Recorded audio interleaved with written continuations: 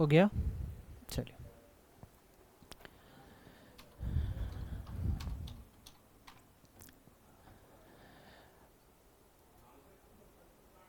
Good morning, good morning. चलिए, अभी हम लोग बात कर रहे हैं कि पिछली क्लास में हम लोगों ने देखा था, मुस्कान सिंह गुड मॉर्निंग, पूनम किशोर सोलंकी गुड मॉर्निंग,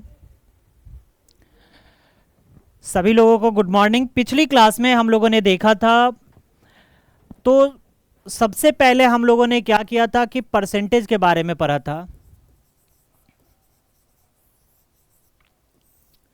प्रतिशत के बारे में पढ़ा था। उसके बाद हमने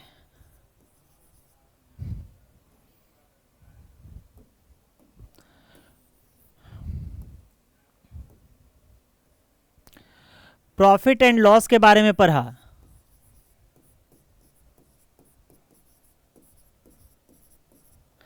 उसके बाद हम लोगों ने डिस्काउंट के बारे में पढ़ा, है ना। Akshay good morning. तो डिस्काउंट के बारे में पढ़ा। अब अगर आप लोग कहो तो फिर हम लोग एक टॉपिक है ratio and proportion, ratio and proportion. ये टॉपिक पढ़ने के बाद फायदे ये होंगे आपसे कि रेशियो प्रोपोर्शन पढ़ लीजिएगा तो आपका एज,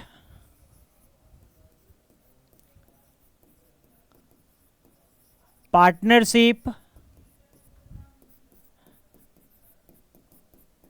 मिक्सर,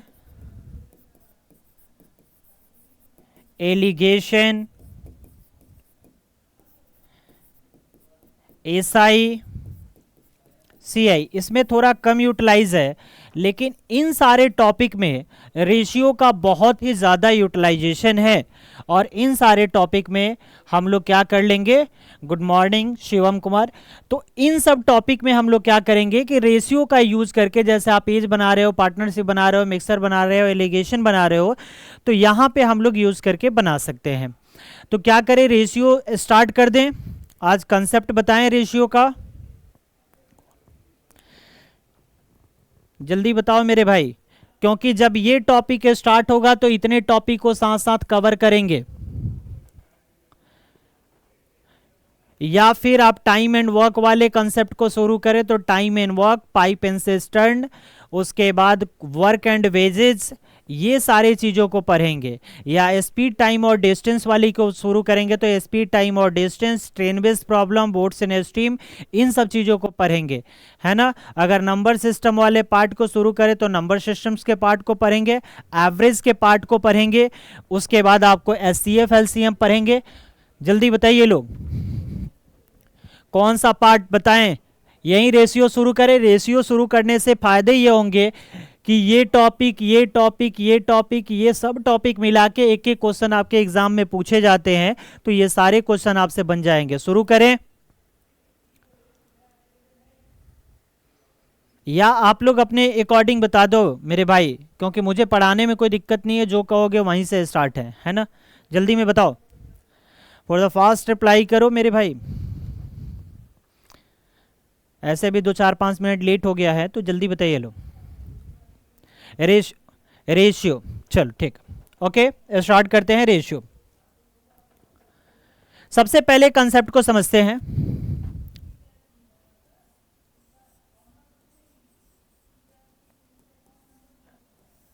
रेशियो, रेशियो का मतलब होता है अनुपात।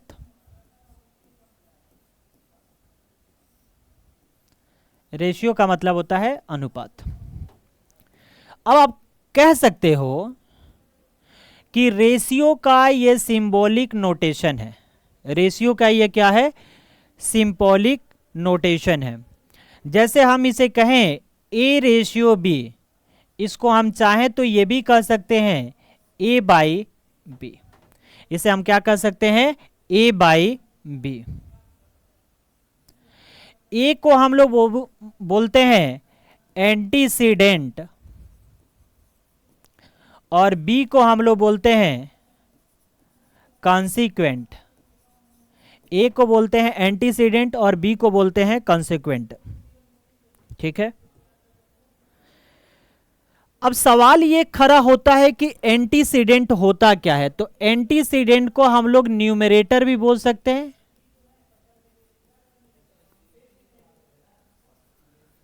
और इसको हम लोग डिनोमिनेटर भी बोल सकते हैं। इसको हम लोग अंश भी बोल सकते हैं और इसको हम लोग हर भी बोल सकते हैं।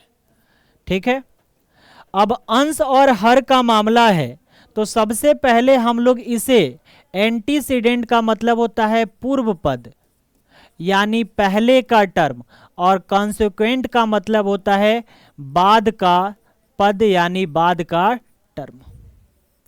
तो ये आपका एंटीसीडेंट और कॉन्सिक्वेंट की बात है। अब यहां पे सवाल ये खड़ा होता है कि रेशियो होता क्या है। रेशियो, तो रेशियो जो होता है किसी भी चीज का सिंपलेस्ट फॉर्म होता है।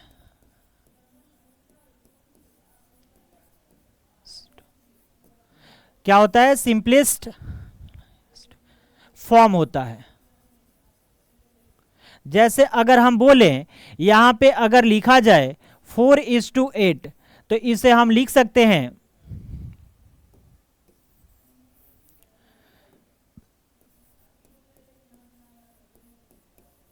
सिंपलेस्ट फॉर्म होता है।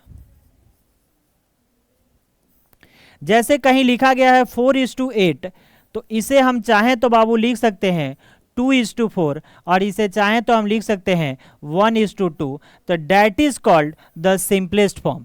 ये क्या है? एक सिंपलेस्ट फॉर्म है, साधारण रूप है ना। सवाल ये खड़ा होता है कि ये सिंपलेस्ट फॉर्म हो गया। दूसरी बात ये आई कि अगर कोई आपसे पूछे कि आप मुझे बताओ कि रेशियो क्या होता है, तो कहोगे रेशियो जो होता है हमेशा सिमिलर चीजों में होता है, सामान्य चीजों में होता है। अब ये नहीं कि हम कहें कि 4 आदमी और 2 कुत्ता, तो 4 आदमी और 2 कुत्ते के बीच में रेशियो निकल सकता है क्या? नहीं ना निकल सकता है। तो रेशियो हमेशा सिमिलर चीजों में होता है। जैसे 4 बॉयज 3 गर्ल्स, 4 मैन 3 वोमेन, तो इन सब चीजों के बीच में क्या रेशियो निकलता है। ठीक है, रेशियो किसी भी चीज का क्या होता है? सिंपलेस्ट फॉर्म होता है। इसके बाद बाबू हम लोग शुरू करते हैं, वो होता है टाइप ऑफ रेशियो। यहां पे समझिएगा, टाइप ऑफ रेशियो,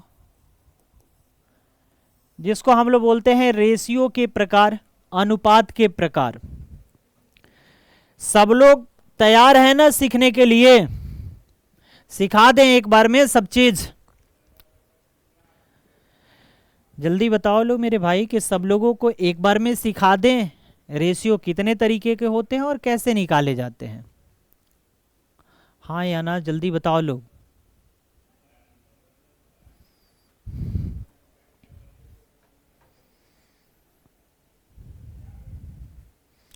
नहीं बोलते हैं लोग, मज़ा नहीं आता, चुपचाप सुनते हैं लोग, है ना। क्लास का मतलब हुआ कि कुछ कुछ बोलिए, जिससे क्या होता है कि एनर्जी आता है ना।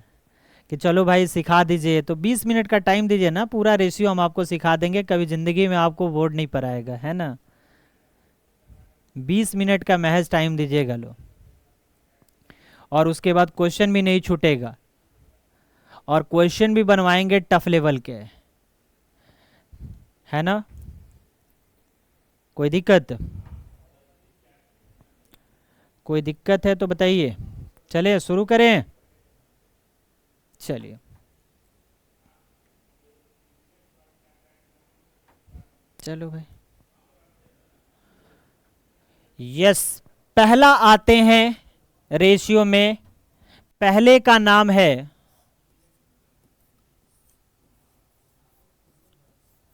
Duplicate ratio. पहले का नाम है डुप्लीकेट रेशियो। दूसरे का नाम है सब डुप्लीकेट रेशियो।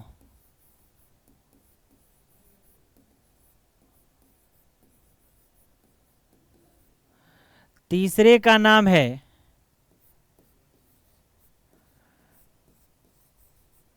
ट्रिप्लिकेट रेशियो, चौथे का नाम है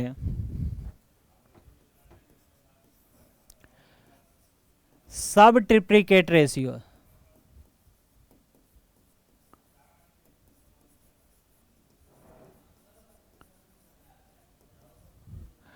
पांचवे का नाम है इनवर्स रेशियो, छठे का नाम है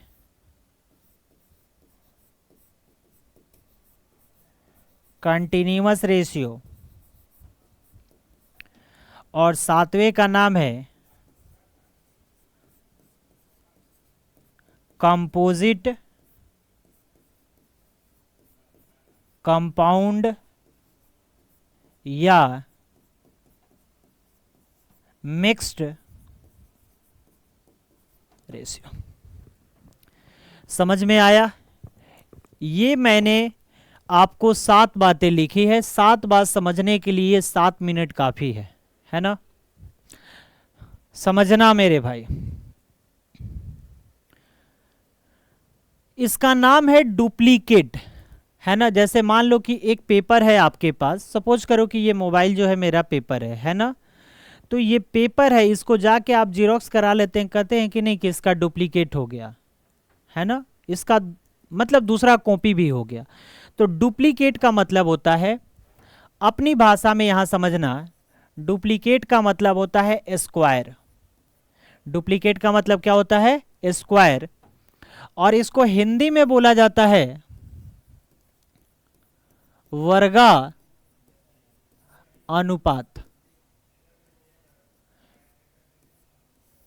इसका क्या कहते हैं? वर्गा अनुपात। जैसे अगर आपसे कोई कहता है कि आप मुझे बताओ ए और बी ये 2 रेशियो है, इसका हमें डुप्लीकेट बताना है, तो क्या कहोगे? स्क्वायर। मतलब ए का स्क्वायर और किसका स्क्वायर?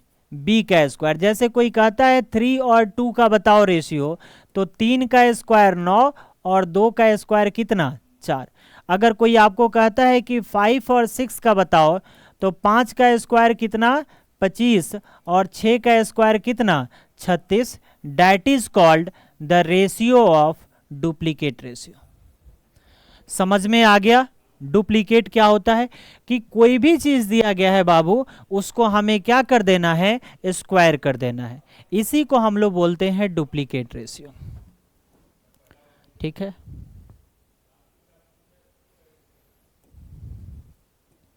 अब आता है सब डुप्लीकेट। इसका मतलब होता है स्क्वायर रूट। इसका मतलब होता है क्या? Square root. ठीक है? अब स्क्वायर रूट क्या होता है समझिएगा। यहां ए और बी आपके पास रेशियो दिया गया है, तो square root of A and square root of क्या? B. Square root of A और स्क्वायर रूट ऑफ बी। कोई आपको 4 और 25 का कह रहा है, तो कहिएगा square root of 4 and square root of कितना? 25। जब इसकी रेशियो की बात आएगी तो 2:2 कितना आ जाएगा? 5 आ जाएगा। और जो 2:5 आया, इसी को हम लोग बोलते हैं सब डुप्लीकेट रेशियो।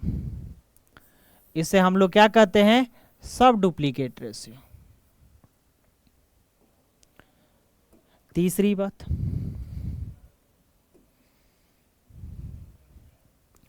Triplicate ratio. तो ट्रिप्लिकेट का मतलब होता है मेरे भाई क्यूब। ट्रिप्लिकेट का मतलब क्या होता है? क्यूब। और इसे हम लोग बोलते हैं घना अनुपात। यानी अगर कोई आपसे कह रहा है ए और बी का ट्रिप्लिकेट निकालिए, तो कहिएगा सर ए का क्यू और बी का क्यू। जैसे 1 और 2 का कोई कह रहा है, तो 1 का क्यू 1 और 2 का क्यू कितना? 8। अगर कोई आपको 2 और 3 का कह रहा है, तो 2 का क्यू 8 और 3 का क्यू कितना? 27। That is called the ratio of triplicate ratio. समझ में आया? अब बात आती है सब ट्रिप्लिकेट रेशियो का मतलब। इसका मतलब होता है क्यूबिक रूट। इसका क्या मतलब होता है? Cubic root. जैसे अगर कोई आपके पास कह रहा है कि a और b है, इसका क्यूबिक रूट निकालिए, तो cubic root of a and cubic root of क्या? b।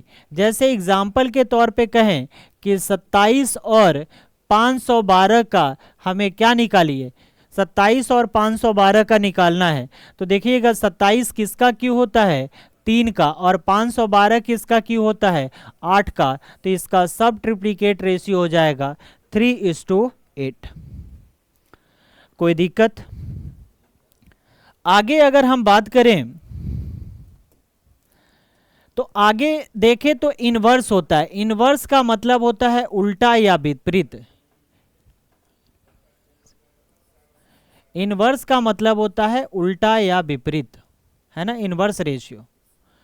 तो इनवर्स रेशियो का मतलब क्या है? जैसे अगर कोई आपके पास a और b दो कह रहा है, तो आप कहिएगा ना कि इसका उल्टा होगा b और a। इसका उल्टा क्या होगा? b और क्या होगा? a होगा।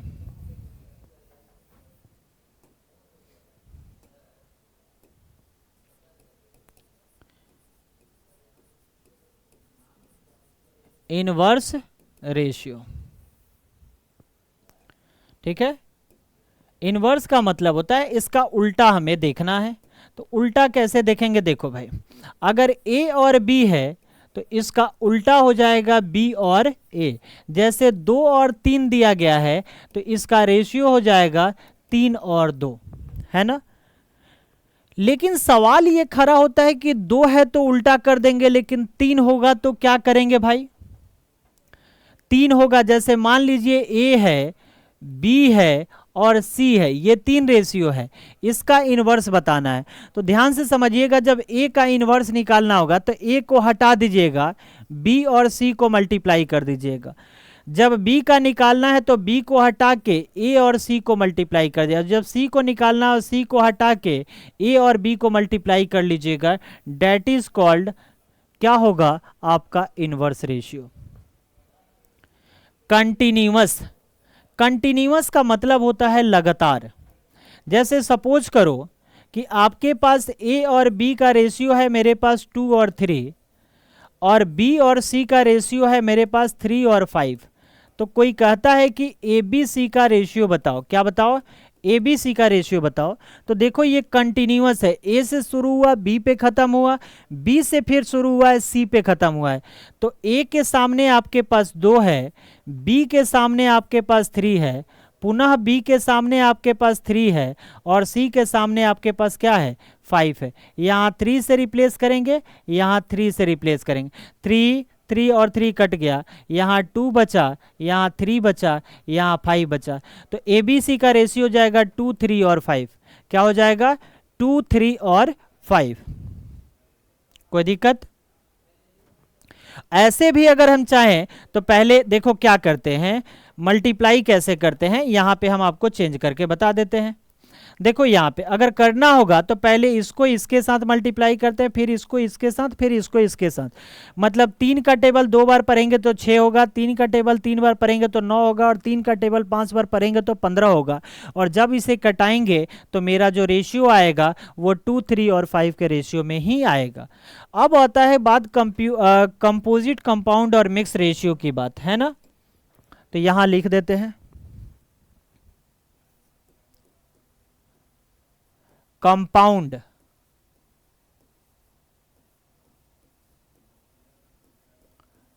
कंपोजिट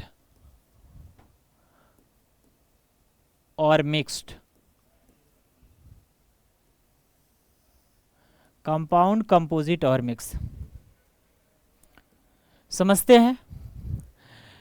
देखो अगर मेरे पास बाबू दिया गया है ए और बी का रेशियो है मेरे पास 2 और 3, फिर यहाँ पे सी और डी का रेशियो है मेरे पास 4 और 5, है ना।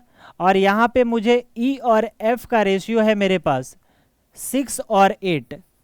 अगर हमें कोई कहता है कि ये सबको मिला के एक सिंगल रेशियो बनाइए, हाँ बाबू एक बार कंटिन्यूअस का बता देते हैं, ये समझा देते हैं, उसके बाद बता देते हैं पूरे ब्लैंक जगह पे, ठीक है।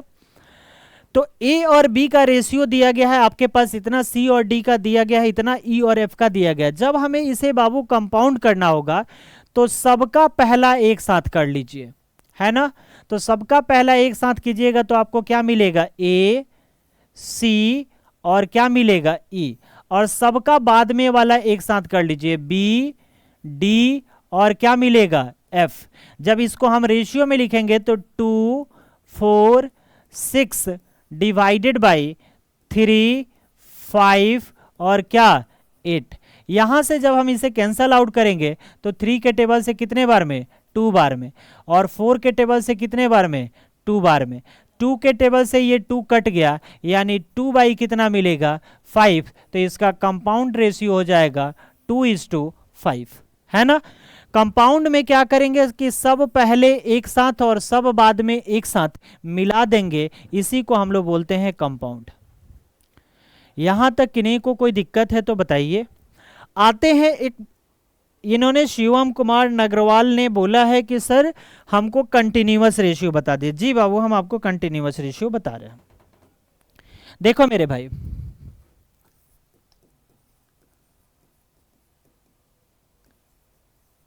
कंटिन्यूअस रेशियो, भाई ये कंटिन्यूअस रेशियो क्या है।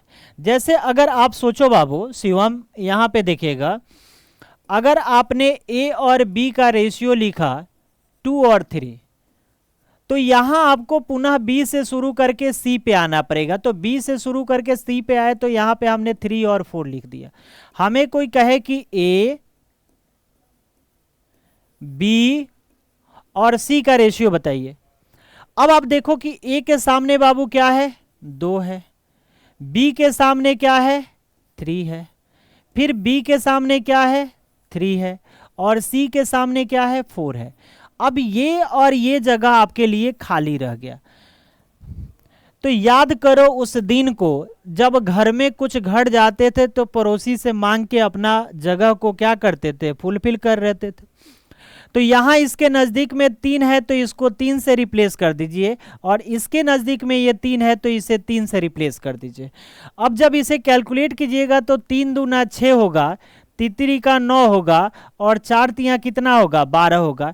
जब इसे आप कटाइएगा तो 3 के टेबल से कितने बार में कटेगा, 2 बार में, 3 के टेबल से 3 बार में, और 3 के टेबल से कितने बार में, 4 बार में। लेकिन हमने इसी बात को आपके लिए बोला था कि आप उतना मल्टीप्लिकेशन करने से बढ़िया है कि पहले ही कैलकुलेट कर लीजिए। जैसे आपके पास यहाँ पे 2 आया था, यहाँ पे 3 आया, यहाँ रिप्लेस के बाद 3 आया, यहाँ 3 आया, यहाँ 3 आया, और यहाँ 4 आया। देखिए 3 इसमें भी है, इसमें भी है, इसमें भी है, कट गया। यहाँ 2 बचा, यहाँ 3 बचा, यहाँ 4 बचा। तो ये आपका क्या हो जाएगा, रेशियो हो जाएगा। यहां तक समझ में आ गया? किन्हीं को दिक्कत है तो बताइएगा। लो, किन्हीं भी बच्चे को दिक्कत है तो बताइएगा। लो, क्या क्या पढ़े लोग अभी तक? हम लोगों ने जो पढ़ाई किया वो क्या किया कि रेशियो क्या होता है, किसी भी चीज़ का सिंपलेस्ट फॉर्म होता है। रेशियो जो होता है किसी भी चीज़ में सेम चीज़ों में रेशियो को निकालते हैं। उसके बाद हमने टाइप ऑफ रेशियो पढ़ा, डुप्लीकेट पढ़ा, जो भी चीज़ दिया गया है उसका स्क्वायर कर देते हैं। ट्रिप्लीकेट पढ़े, जो भी चीज़ दिया गया है, डुप्लीकेट पढ़े, उसके बाद सब डुप्लीकेट पढ़े, जो भी चीज़ दिया गया है उसका स्क्वायर रूट निकाल देते हैं। ट्रिप्लीकेट पढ़े, जो भी चीज़ दिया गया है उसका क्यूब कर देते हैं। सब ट्रिप्लीकेट पढ़े, जो भी चीज़ दिया गया है उसका क्यूबिक रूट निकाल देते हैं। इनवर्स पढ़े, जो भी चीज़ दिया गया है अगर 2 है तो उल्टा कर देते हैं, 3 है तो जिसका इन्वर्स निकालना होगा उसको छोड़ के और बाकी को मल्टीप्लाई कर देते हैं। कंटिन्यूअस रेशियो में जिससे ख़त्म होगा उसी से स्टार्ट होगा, और मिक्स रेशियो में सबका पहला टर्म एक साथ और सबका बाद का टर्म एक साथ। अभी तक की पूरी कहानी यहाँ पे जाके सीमित होती है। अभी तक किन्हीं भी बच्चे को कोई दिक्कत है तो मेरे भाई बताइएगा। लो, जल्दी बताइएगा लो। यहां से शुरुआत होती है, कहानी यहाँ पे आती है, यहाँ मैंने हर चीज़ों को डिप में किया, फिर आगे चल के ये कंपाउंड को मैंने क्लियर किया, फिर आगे चल के कंटिन्यूअस को क्लियर किया। बताइएगा लोग, कोई दिक्कत है तो जल्दी में, टाइम को बिना व्यर्थ किए हुए, क्योंकि बहुत लिमिटेड टाइम है और इसी टाइम में सारे टॉपिक को कवर भी करना है, क्वेश्चंस भी बनाने हैं, है ना। जल्दी मेरे भाई बताओ। पूनम किशोर सोलंकी कह रही हैं कि क्लियर हैं सर हम, चलिए ठीक है। शिवम कुमार नगरवाल, सर एक बार कंटिन्यूअस रिपीट अगेन। मैंने रिपीट किया था बाबू, समझ में आ गया था। जैसे सपोज करो एक बार और मैं दूसरे क्वेश्चन को लेके कर देते हैं। जैसे अगर कंटिन्यूअस की बात है मेरे भाई, अगर आपके पास ए और बी का रेशियो है 2 और 3, बी और सी का रेशियो है आपके पास 4 और 5, सी और डी का रेशियो है आपके पास 6 और 7, तो हमें कोई कहता है कि ए बी सी और डी का रेशियो बताओ। हम क्या करेंगे मेरे भाई, ए के सामने 2 है, बी के सामने 3 है, तो यहाँ 2 और 3 लिख देंगे। फिर बी के सामने 4 है और सी के सामने 5 है, तो यहाँ 4 और 5 लिख देंगे। फिर यहाँ सी के सामने 6 है और डी के सामने 7 है, तो यहाँ 6 और 7 लिख देंगे। अब लड़ाई है सिर्फ रिप्लेसमेंट का, तो हमेशा पड़ोसी वाले से ज़्यादा ध्यान रखना चाहिए। रख लो पड़ोसी वाला, कौन है, 3 है, 3 आ जाएगा, 5 आ जाएगा, 4 आ जाएगा, 6 आ जाएगा, 6 आ जाएगा। इसी को कैलकुलेट कर लेना है। कैलकुलेट देखो, इसमें भी 3 है, इसमें भी 3 है, इसमें भी 3 है, लेकिन इसमें 6 है तो 2 बार में कट जाएगा, कोई दिक्कत। अब हमें लग रहा है कि कटने वाला नहीं दिख रहा है, कैलकुलेट करते हैं। 4 दूना 8 दूना कितना, यहाँ 16 हो गया, यहाँ 6 चौका कितना 24 हो गया, यहाँ कितना होगा 30 होगा, और यहाँ कितना होगा 7 पचे 35, यानी ए बी सी डी का रेशियो कितना होगा 16, 24, 30 और 35 का रेशियो होगा। आ गया समझ में? आगे बढ़ें, और कुछ स्पेशल चीजें होती है बता दें। चलो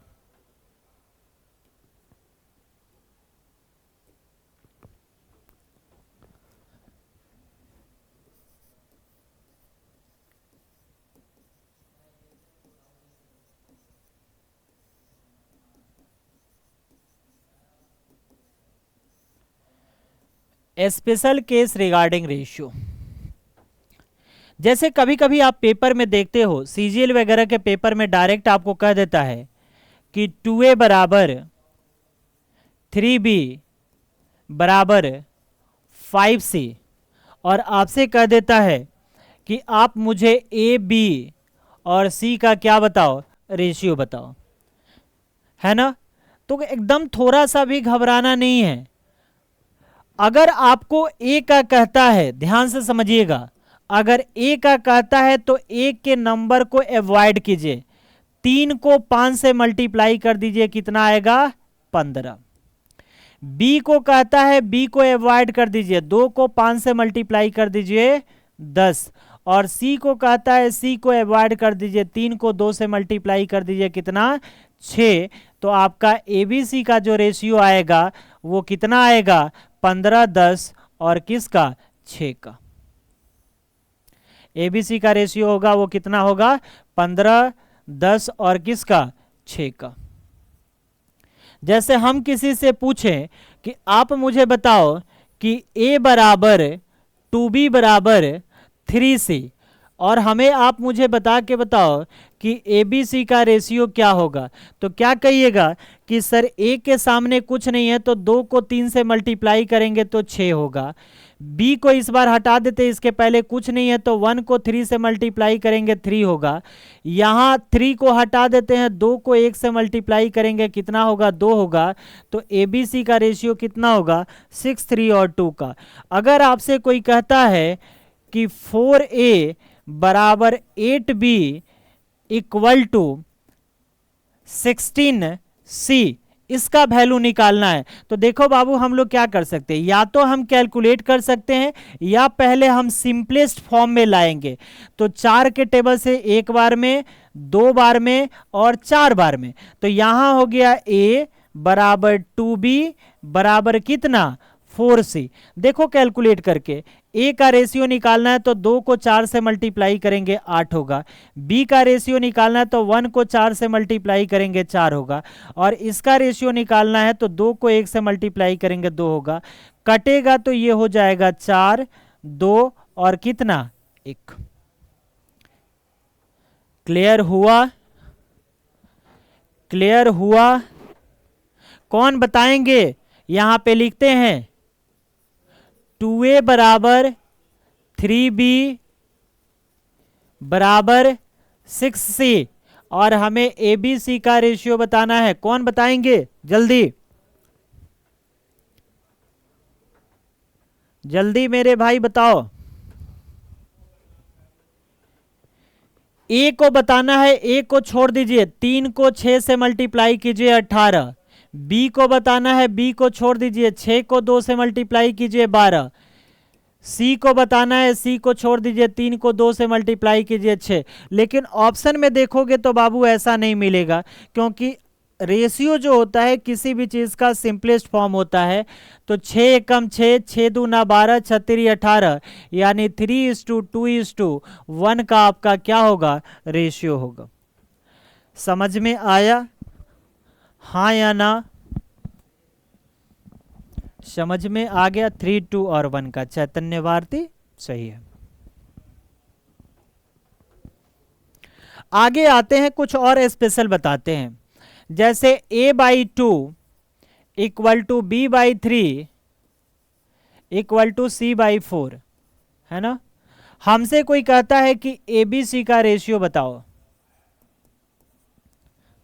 abc का रेशियो बताओ। ठीक है, देखो बाबू, जो जिसके नीचे होगा वो उससे बात करेगा। मतलब a के नीचे क्या है? 2 है, तो a का वैल्यू 2 होगा। b के नीचे क्या है? 3 है, तो b का वैल्यू 3 होगा। और c के नीचे क्या है? तो 4 है, तो c का वैल्यू क्या होगा? 4 होगा। abc का रेशियो क्या होगा? 2, 3 और 4 का, है ना। अब ये कहाँ से आता है? तो इस बात की भी जानकारी होनी चाहिए। अगर इस बात की जानकारी नहीं है तो फिर कंफ्यूजन होने लगेगा, है ना। देखो पहले इन दोनों को हम कंजुगेट करते हैं, तो क्या लिखेंगे? 3a बराबर 2b, यानी 3a किसके बराबर होगा? 2b के बराबर होगा। फिर इन दोनों को कंजुगेट करते हैं तो 4b जो होगा वो किसके बराबर होगा? 3c के। तो कह सकते हैं कि a/b का जो वैल्यू होगा वो 2 बट्टा क्या होगा? 3 होगा, और b/c का जो वैल्यू होगा वो 3 बट्टा कितना होगा? 4 होगा। अब देखिए ये कंटिन्यूअस रेशियो बन गया। देखो a से शुरू हुआ था b पे खत्म, b से शुरू हुआ था c पे खत्म। a के सामने क्या है? 2 है, b के सामने क्या है? 3 है, फिर b के सामने क्या है? 3 है, और c के सामने क्या है?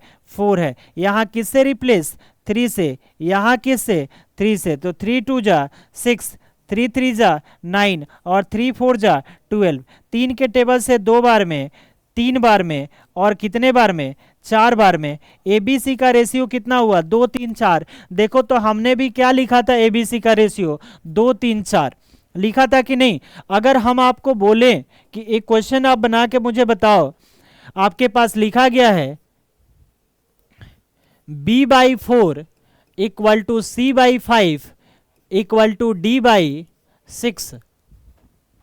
हम आपसे कहें कि b plus c plus d by b का वैल्यू क्या होगा, है ना। तो सबसे पहले आपके मन में एक सवाल ये आएगी कि सर सबसे पहले हम ए बी और सी का वैल्यू निकालेंगे तभी तो कुछ कर सकते हैं। हाँ तो तभी कर सकते हैं। तो बताओ तो मेरे पास बी का वैल्यू कितना है? 4 है कि नहीं? सी का वैल्यू कितना है? 5 है कि नहीं? और डी का वैल्यू कितना है? 6 है कि नहीं? तो 6 5 11 4 15 हो गया। और बी का वैल्यू कितना है? 5 है।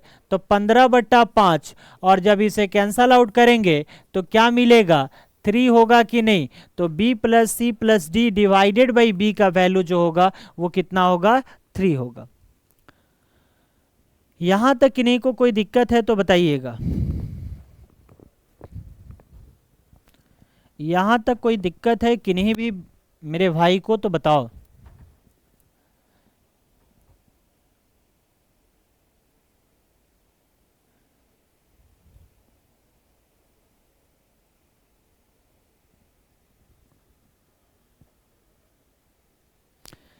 यहां तक किन्हीं भी लोगों को कोई भी दिक्कत है मेरे भाई तो एक बार बता देना, फिर आगे चलेंगे।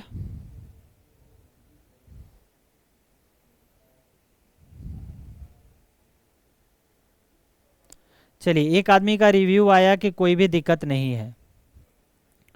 आगे मेरे भाई बताइएगा। लो आगे जल्दी जल्दी बताओ।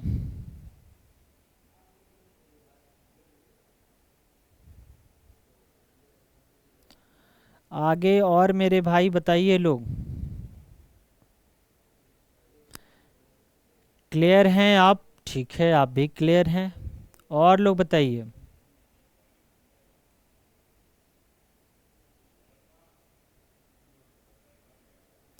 और लोग मेरे भाई बताइए।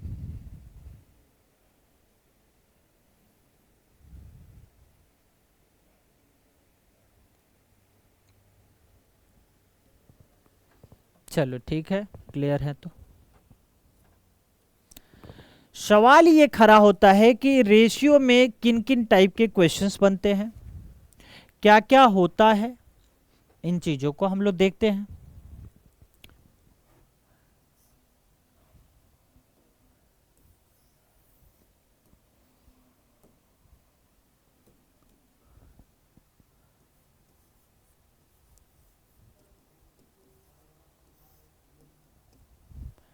पहला,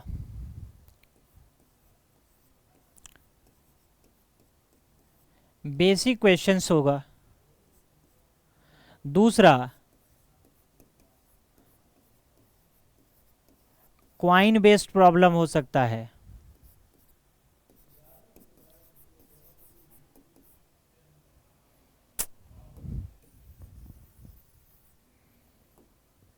दूसरा, क्वाइन बेस्ड प्रॉब्लम हो सकता है।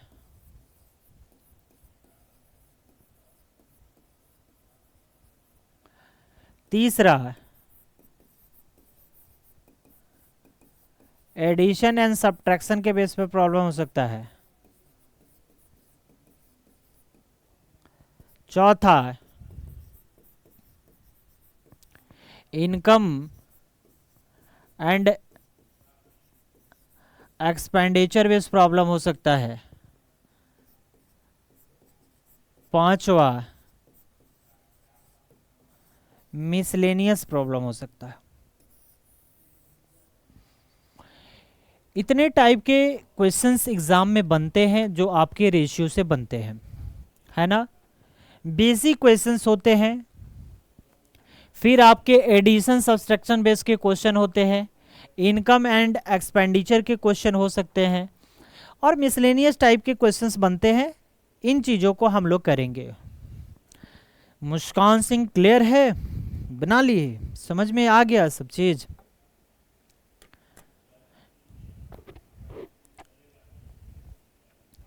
समझ में आ गया कि नहीं?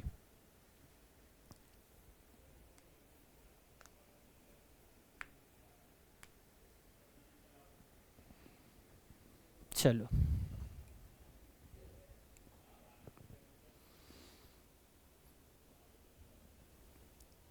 आ गया।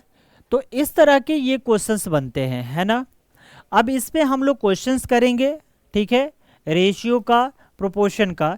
तो रेशियो का तो कंसेप्ट मैंने बता दिया, लेकिन प्रोपोर्शन के कंसेप्ट को अभी मैंने नहीं बताया है।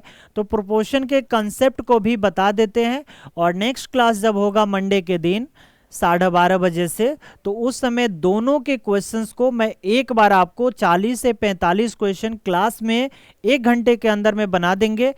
अगर आप इन सारी चीज़ों को पहले से कंप्लीट करके रखोगे, है ना, सारी बातों को समझ के रखिएगा तो एक दिन के क्लास में 30 से 40-45 क्वेश्चन आपको क्लियर करा देंगे, सब टाइप का क्वेश्चन बना के, और फिर आपको एक मटेरियल प्रोवाइड करवा देंगे कि आप लोग बनाना। अगर दिक्कत होगा तो पर्सनली हमसे भी पूछ सकते हो, या फिर क्लास में आएंगे तो पूछ सकते हो, या व्हाट्सएप ग्रुप वगैरह पे मैसेज करके पूछ सकते हो, हम बता देंगे। तो आप लोग उसको क्लियर कर लेना, ठीक है। कंसेप्ट ऑफ प्रोपोर्शन पढ़ते हैं। कंसेप्ट ऑफ प्रोपोर्शन क्या कहता है?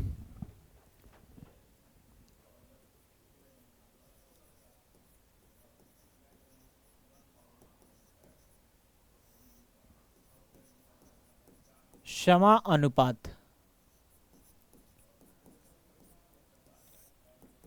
या समान अनुपात। कह सकते हैं कि जब दो अनुपात समान हो, जैसे ए और बी है, इसको जब हमें अलग करना पड़ेगा तो एक समान अनुपात से अलग करना पड़ेगा। मतलब ए और बी और सी और डी, ये दो अनुपात हैं, इसके बीच में एक समान अनुपात लगा है जिसको हम लोग बोलते हैं इक्वल, ठीक है। तो आप कह सकते हैं कि सर ए बाई बी जो होगा वो बराबर होगा सी बाई डी के। यानी कह सकते हैं कि अगर हम क्रॉस मल्टीप्लाई करेंगे, by cross multiply,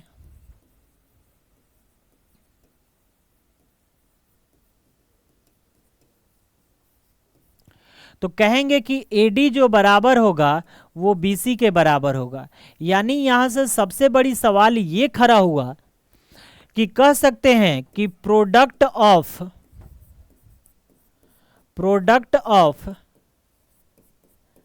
extreme term equal to product of mean terms. Extreme term का जो प्रोडक्ट होता है वो बराबर होता है मीन टर्म के प्रोडक्ट के।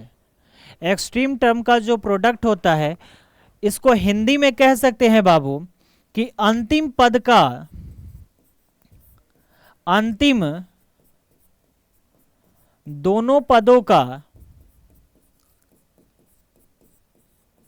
गुणनफल बराबर होता है बीच के दोनों पदों के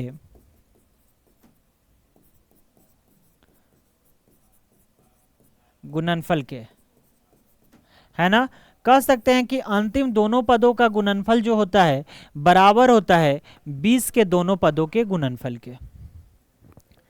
सवाल ये खड़ा होता है कि अगर ये मेरा फर्स्ट टर्म है, ये मेरा सेकेंड टर्म है, ये मेरा थर्ड टर्म है और ये मेरा फोर्थ टर्म है, तो कैसे निकालेंगे? अगर आप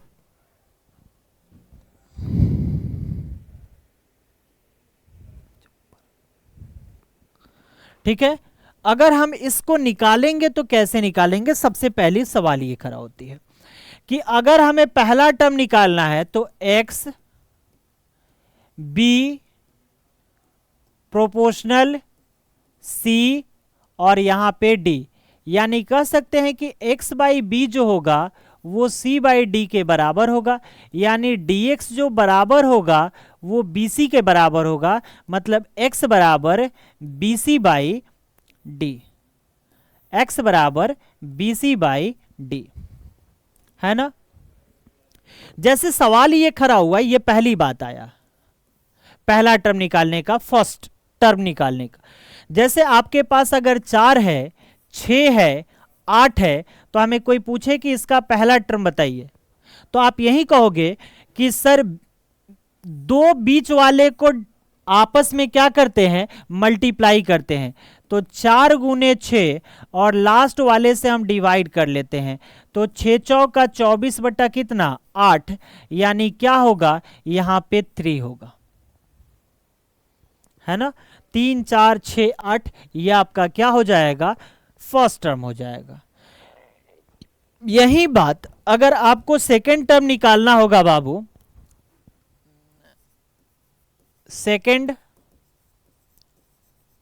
टर्म्स, तो अगर मान लो कि पहला टर्म आपको दे रखा है दूसरा टर्म आपका नहीं है, फिर प्रोपोर्शनल का साइन है, सी है और क्या है, डी है।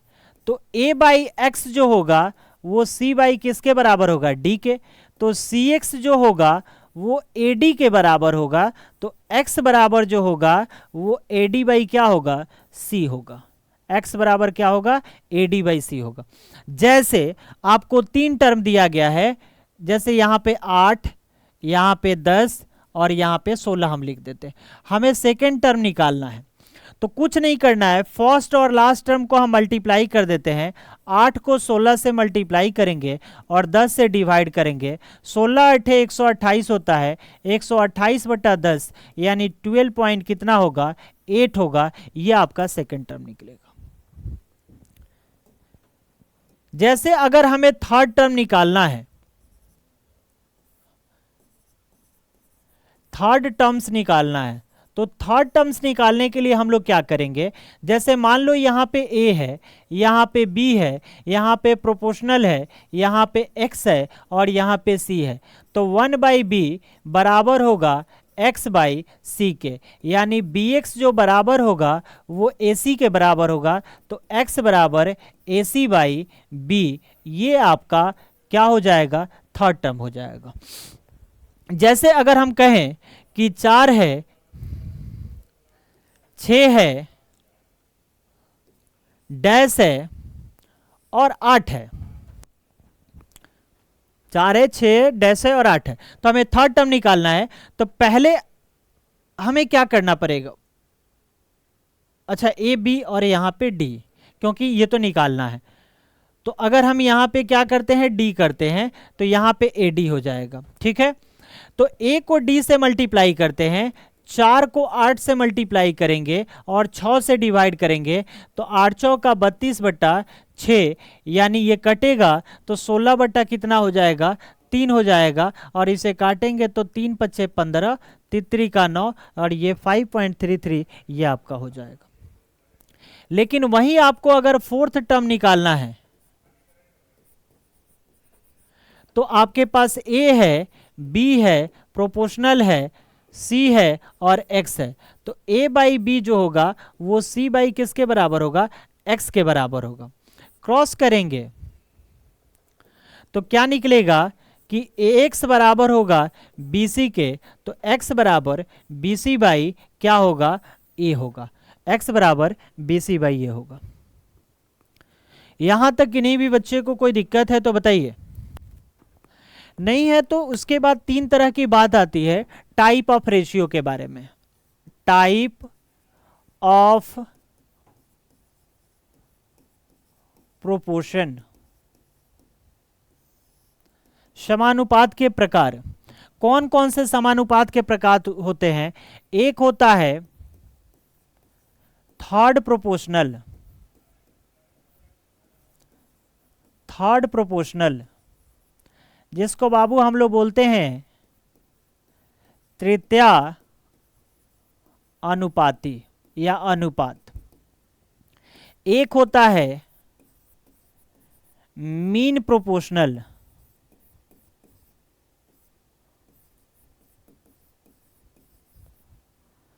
जिसको हम लोग बोलते हैं मध्य अनुपाती या अनुपात।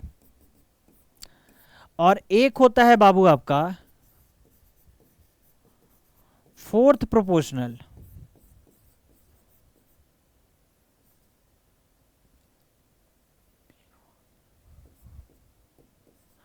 फोर्थ प्रोपोर्शनल जिसको हम लोग बोलते हैं चतुर्थ अनुपाती। अब इसकी कहानी को थोड़ा सा समझ लीजिएगा क्योंकि यहां से क्वेश्चन से राइज किए जाते हैं। थर्ड प्रोपोर्शनल में आपका नंबर ऑफ टर्म जो होगा वो 2 दिया होगा, और मीन प्रोपोर्शनल में भी नंबर ऑफ टर्म्स जो होगा वो 2 दिया ही होगा, और फोर्थ प्रोपोर्शनल में नंबर ऑफ टर्म्स जो होगा वो कितना दिया होगा, 3 दिया होगा। अब इसकी कहानी को बहुत बारीकी से समझिएगा लोग, क्योंकि क्वेश्चन पूछा जाता है यहां से। जैसे कि अगर हम बात करें हमें थर्ड प्रोपोर्शनल निकालना है, तो देखो क्या निकालना पड़ेगा, ए बी, प्रोपोर्शनल का साइन देना पड़ेगा, यहां पे बी और यहां पे क्या लिखना पड़ेगा, एक्स। आपके पास देखिए ये दो ही टर्म लिखा गया है, ए और बी, और तीसरा टर्म आपको पूछ दिया गया, तो आप यहां से सॉल्व करोगे तो A by B equal to B by क्या होगा, एक्स होगा। जब क्रॉस मल्टीप्लाई करोगे मेरे भाई तो एक्स बराबर क्या होगा, बी स्क्वायर, तो एक्स बराबर क्या होगा, B square by A, x बराबर क्या होगा, बी स्क्वायर बाई ए। जैसे अगर हम कहें कि आपके पास 4 और 8 है, हम इसे थर्ड प्रोपोर्शनल निकालना चाहते हैं, तृतीय अनुपात निकालना चाहते हैं, तो हम कुछ नहीं करेंगे, सेकंड वाले को 2 बार लिख के और फर्स्ट वाले से डिवाइड कर देंगे, 4 दूना 8, इसका थर्ड प्रोपोर्शनल कितना होगा, 16 होगा।